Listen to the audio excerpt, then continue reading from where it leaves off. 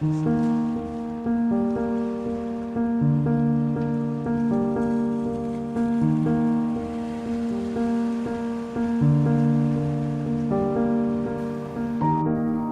Dan Smith. This is my shop in Maine, and this is a tool chest that I built to store some of my favorite tools.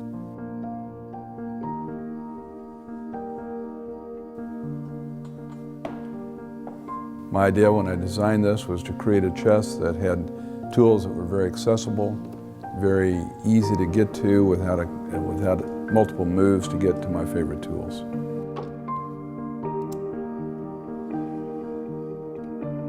My two sons and I designed a tool chest that I built in Missouri about 20 years ago. It sufficed for the tools that I had out there, but I took the ideas from that tool chest and I created this one with another layer that would allow me to access tools deep from within the chest without having to struggle to get to them.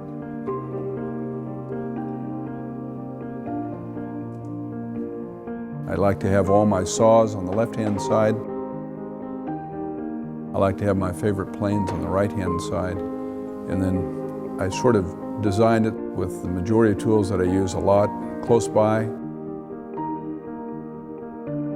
And then as I get deeper into the chest, I'm less likely to use the tools, and I just keep them as I need when I get to that layer. One of the things that I came across both in this tool chest and my tool chest back in Missouri is that having large mallets on the outer cabinets requires that you cut a bevel into the drawers. So this drawer specifically is cut in and has to be thicker in depth to allow the cabinet to close without hitting.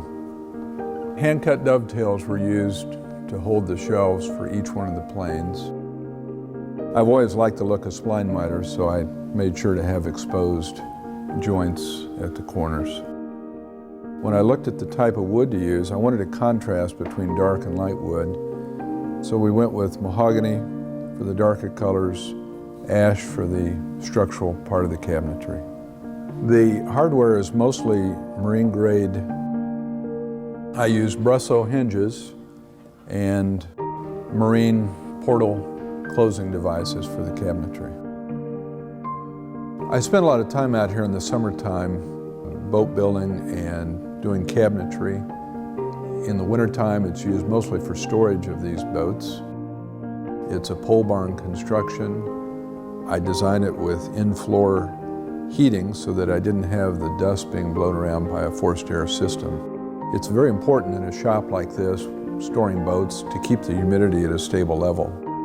So I actually added a humidification system to add moisture in the wintertime, and then in the summertime, we have a dehumidifier as well. When my boys were little, I looked for a project that would involve them with woodworking, and I'd been fascinated with boat building and had built a canoe. So I got them involved in helping me figure out a boat that we could build together as a family. When they were about 8 and 12 years old respectively, we started building this boat and completed it about 8 years later.